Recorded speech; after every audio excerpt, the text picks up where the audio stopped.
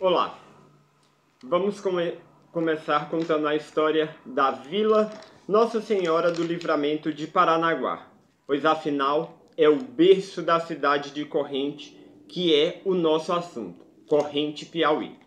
Tudo começou quando a Vila Nossa Senhora do Livramento de Paranaguá, que era a terra natal do Marquês de Paranaguá, o senhor João Lustosa da Cunha Paranaguá, cedeu para rebatizar como Parnaguá. Sim, isso tudo foi quando a gente tinha em nossas terras simplesmente tribos indígenas, que era Acaroás, Timbiras e Guegués. Essas tribos indígenas eram as verdadeiras pessoas que moravam nessas terras. Eram os verdadeiros donos, Acaroás, Timbiras e Guegués. Infelizmente, eles foram dizimados e expulsos pelos nossos pioneiros. Sim, a comando do governo de Portugal. A partir do momento que dizimasse todas essas tribos, eles poderiam vir e invadir todas essas terras. Afinal, as terras não eram deles, eram dos nossos indígenas. Mas, como foi feito uma grande comissão chamada de Campanha do Extermínio, foi juntado várias riquezas, dinheiros, bens materiais, e assim alguns dos pioneiros, por ser muito cruéis, conseguiram expulsar nossas tribos indígenas, que vou repetir quais eram: Acaroás, Timbiras e Guegués. Evitarei contar muito, pois uma das coisas que eles fizeram era, além de matar os indígenas, cortavam as cabeças, fincavam nos paus e colocava nas praças públicas do povoado. Sendo assim, quem sobreviveu saiu da região, deixando livre para a fundação de outras fazendas. Sendo assim, começaremos nossa história.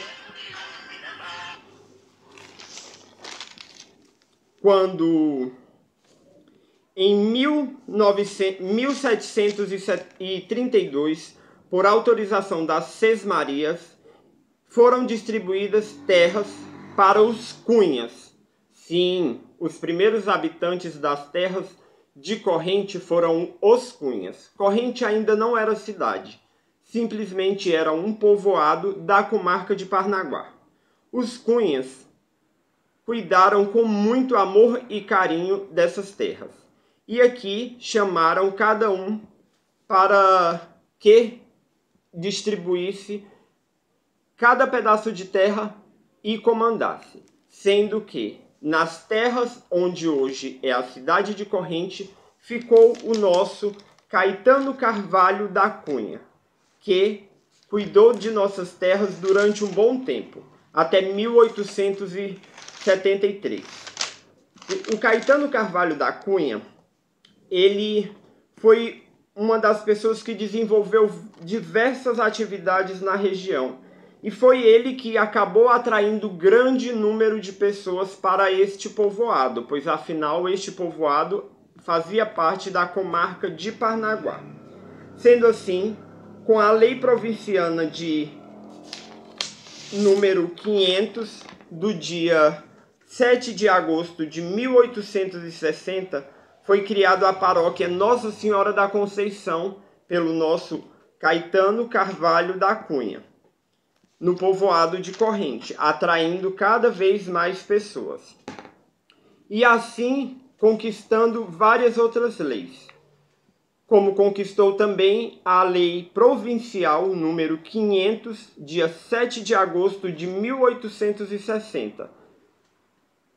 E cultivou também várias outras culturas. E a mais importante de todas as conquistas do Caetano Carvalho da Cunha, afinal eram os cunhas que comandavam essas regiões, o Caetano Carvalho da Cunha, em 10 de dezembro de 1872, pela lei número 782, conquistou que o povoado, que era Fazenda Corrente de Cima, passasse a ser Vila Corrente. Sendo assim, o povoado deixou de ser apenas povoado e passou a ser vila. Isso foi uma das maiores conquistas que o Caetano conquistou até então. Depois de muito tempo, dia 8 de dezembro de 1873, a vila passou a ser município de Corrente, pela autorização do doutor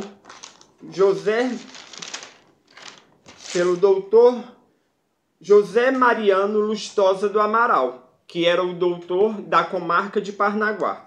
E assim, ele pôde nos trazer os primeiros pioneiros, que foram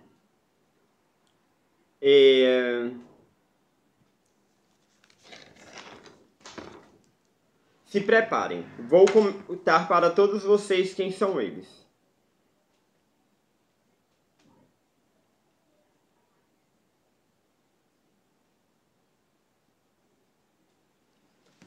Qual é o investimento mais seguro do mercado?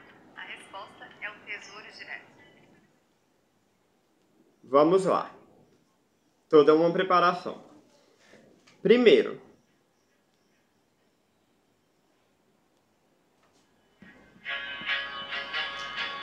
afinal, essas terras eram muito grandes. Tinha 6.300 braças de terra.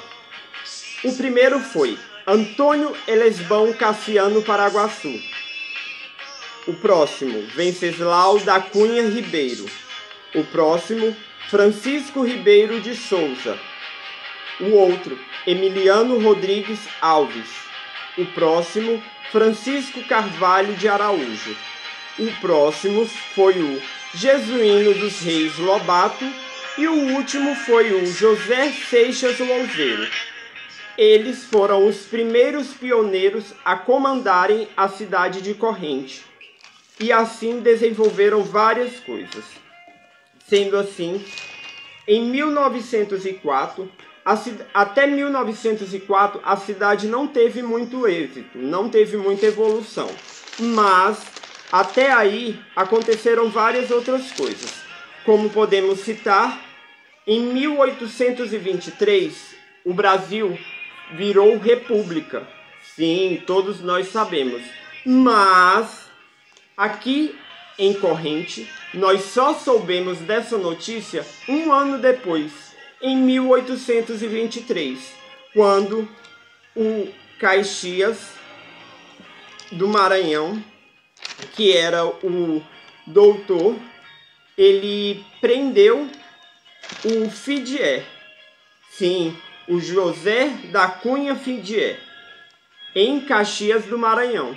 Quando prenderam o José da Cunha Fidier, que era capitão-mor de Parnaguá, e ele chegou aqui pelo povoado de Corrente, ele, mesmo preso, nos avisou: gente, o Brasil é república, nós já somos república.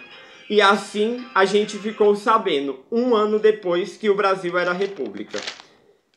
Depois disso tudo, em 1836, aconteceu uma guerra, a Balaiada.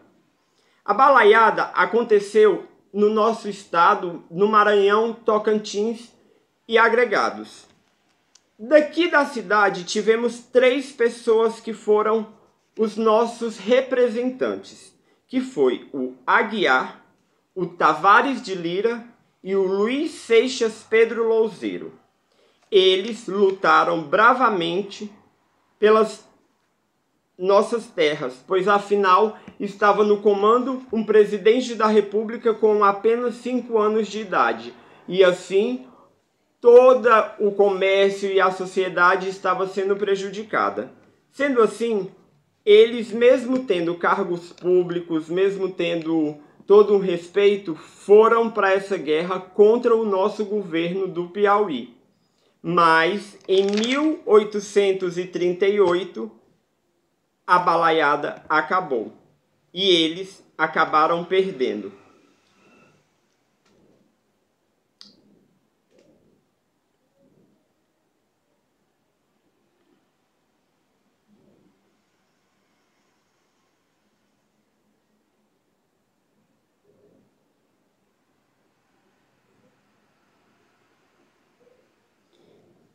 Aí, continuando, o que acontece?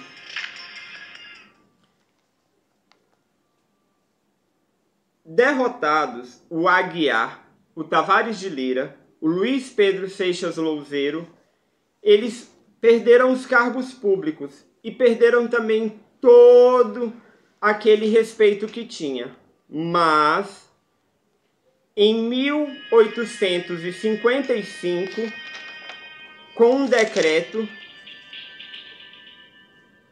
o Luiz Pedro Seixas Louzeiro acabou ganhando 20 braças de terra na fazenda de cima, uma posse documentada. Assim, o Antônio Seixas Louzeiro acabou nascendo, casando com a Belina, e outras foram casando, e assim a família foi aumentando. Mas tem uma curiosidade também. Até 1764, aqui no Piauí, todas as famílias eram com o sobrenome Nogueira. Mas em nossa cidade era diferente.